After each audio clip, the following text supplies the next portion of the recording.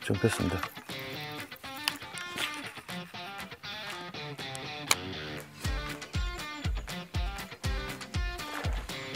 와, 갑니다.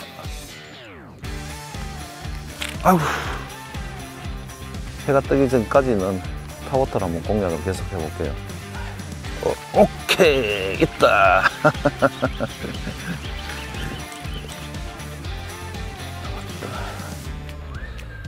뭔지 모르.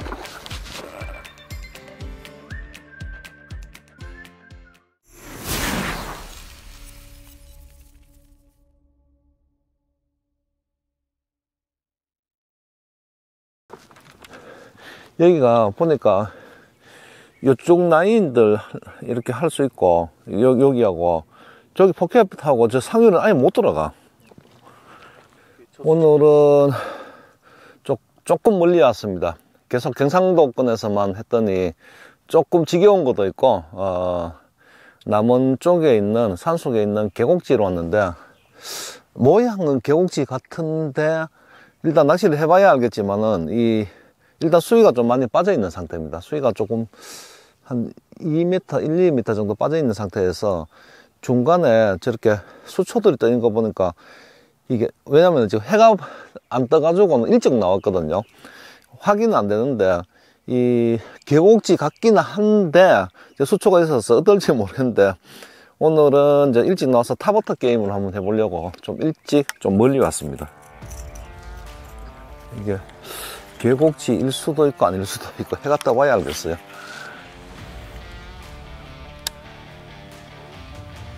그래서 막 있는 것만 확인하고는 그냥 왔는 거라 가지고 프로베이터로 탐색을 하고 있는데, 프롭은 일단은 이렇게 천천히 리트리브, 기본적인 액션이 스테이, 리트리브, 스테이, 리트리브, 스테이. 자, 요게 가장 기본적인 액션 방법이고, 두 번째로는 트위칭입니다. 살짝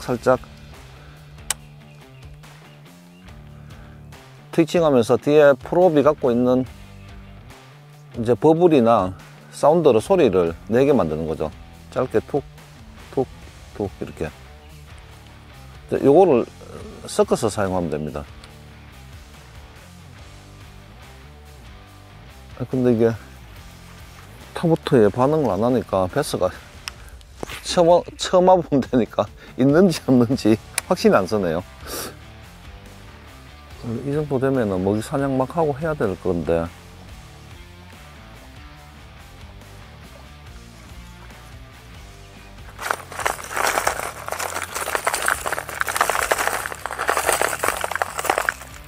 이씨 안 나오면 안 되는데, 이게 타버터에 재미가 없는데 그러면.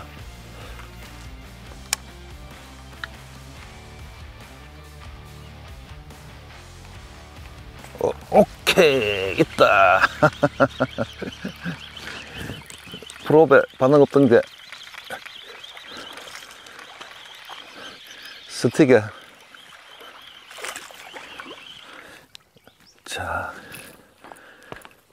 오늘 첫 수입니다. 이쪽 저쪽을 일단 프로베이트로 한번 해봤는데, 프로베이트는 반응이 없다가 지금 스틱 베이트에 반응이 있네요. 그래서 여러 가지 루어가 있는 겁니다. 자, 때리는 거를 세게 때리네, 이게. 아침 시간은 해가 뜨기 전까지는 타워터를 한번 공략을 계속 해볼게요. 지금부터는 연간하면은 아침 시간에는 타버터로 공략하는 게 재밌습니다. 이게 뭐 장소 가리지 않고 강이든지 저수지든지 눈으로 보는 맛, 귀로 듣는 맛이 있으니까, 또 아침 이런 시간에 타버터로 공략하면 사이즈 큰 것들이 잘 나오거든요.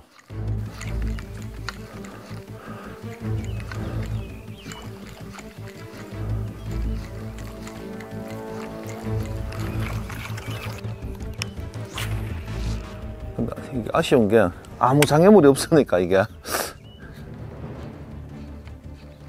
이렇게 이제 이런 쪽은 빠르게 탐색할 수 있는 스틱 베이트라든지 방금 사용했던 것들 이제 던져서 감는 웨이크 베이트라든지 근데 그런 쪽을 해주면 빠르게 탐색할 수 있어요.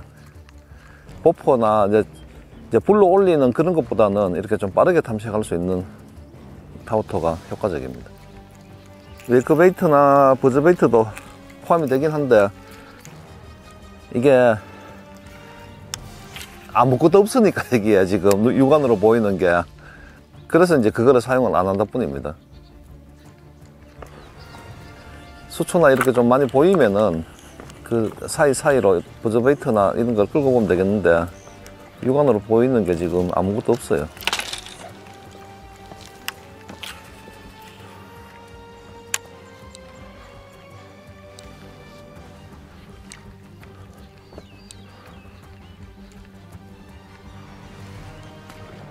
아휴.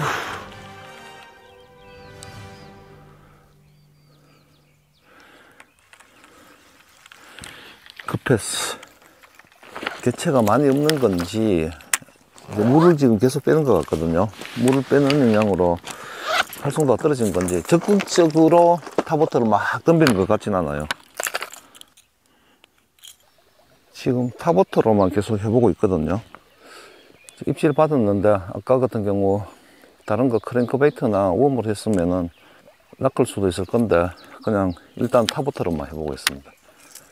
이게 물이 빠지면서 약간 예민한 것 같아 보니까 이게 장애물이 있으면은 딱 붙어가 있는데 오픈돼 있으니까 좋은 아침에 이제 이런 시간이 지나버리면은 타부터가 점점 이제 효과가 떨어지기 때문에 조금이라도 활성도 있을 때 좋아하는 루어로 낚는 게 낫겠죠. 그날 그 포인트에 또 잘 되는 타버터가 따로 있습니다. 지금 여러 가지 해보고 있는데 지금 스틱으로만 입질 2번 받아가지고 저기 나무가 서 있는 거 보면은 물속에 어디 나무가 있다는 건데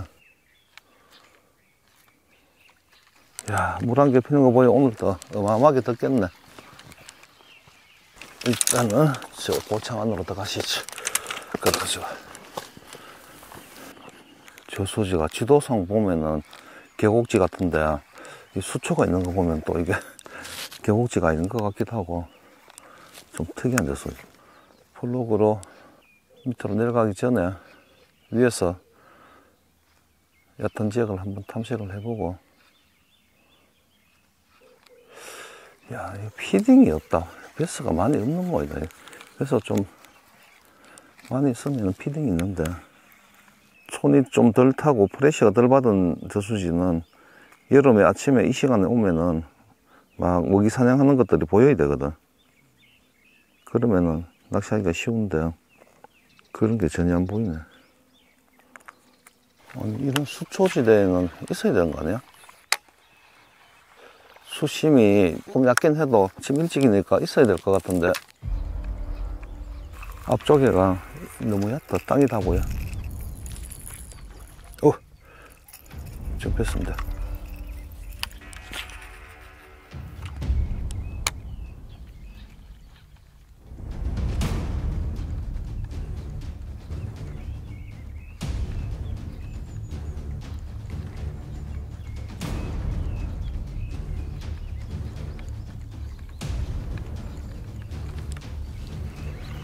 있는데 안 먹는 거야?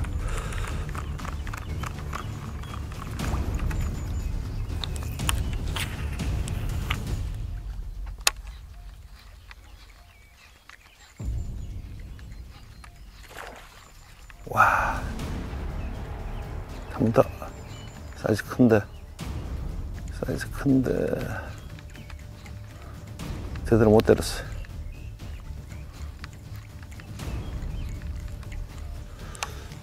아, 여기에 잔뜩 기대를 했는데 기대만큼 안 줬네. 낚시하기 전에 한 바퀴 둘러봤는데 여기가 그나마 좀 가장 안 좋겠나. 왜냐면 또 그러고 들어갈 데가 별로 없어요. 저수지가 희한하게 생겨가지고 공략할 데가 별로 없어. 스베나 차트르멜.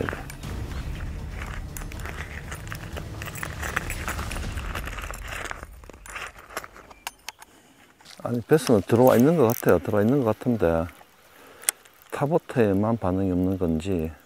입질도 한번 받긴 받았는데.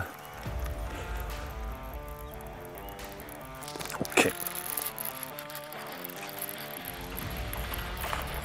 베스는 있는데 타보트에만 반응이 없었던 거야.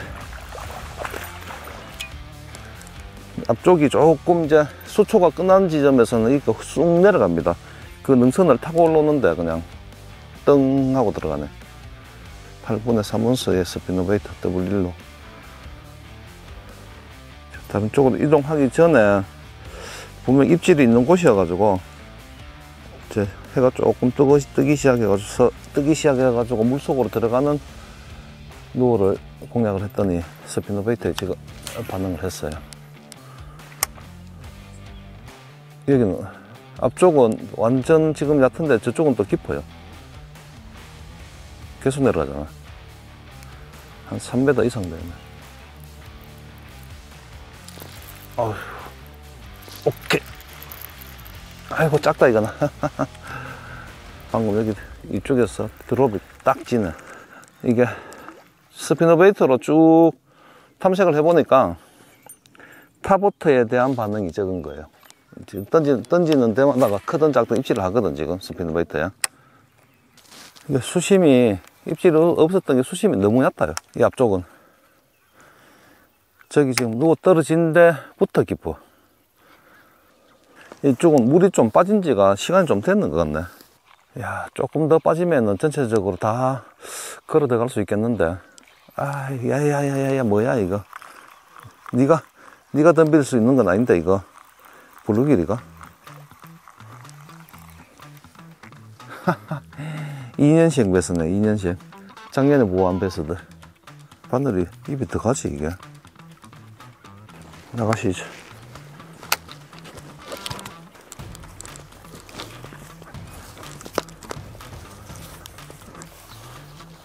여기도 오래간만에 와보는데 지형이 좀 많이 변했네요.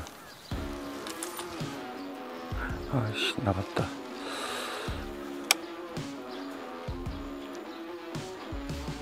나갔다. 뭔지 모르. 아씨, 컸는데. 너무 앞에서 때렸어. 너무 앞에서. 저 간다, 저기.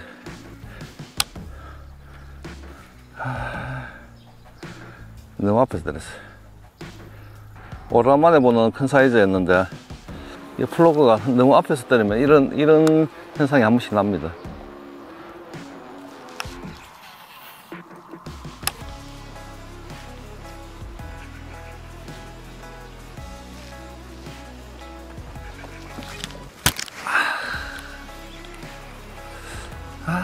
이번엔 걸렸다 빠졌어요.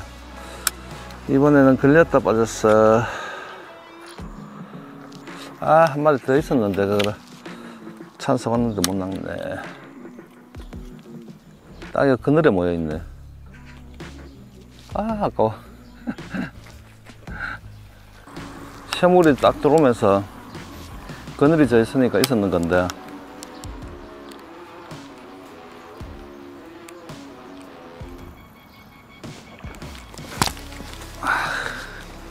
왜 이래 오늘? 이번에도 굉장히 컸거든요.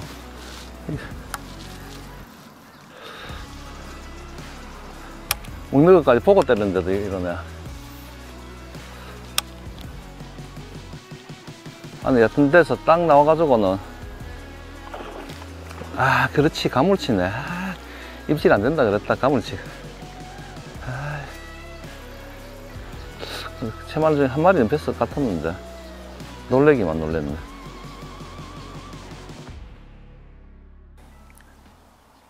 안녕하십니까, 도요사 대방무상입니다. 자, 도요사에서 가장 많이 사랑받는 릴 1번이 우라노고, 자, 2번이 올트레인인데, 올트레인도 자 4세대 릴이 출시가 되었습니다. 올터레인 4가 출시돼 가지고 잠깐 설명드리고자 합니다. 자, 이 4세대 닐들이 우라노부터 코바 시리즈까지 대부분 전부죠. 전부 파라맥 브레이크 시스템이 적용이 되어 있어서 이제 파라맥 브레이크 시스템들은 여러분들이 그 도요닐을 사용하시는 분들은 이 브레이크 시스템이 정말 좋구나를 많이 느꼈을 거라고 생각이 됩니다.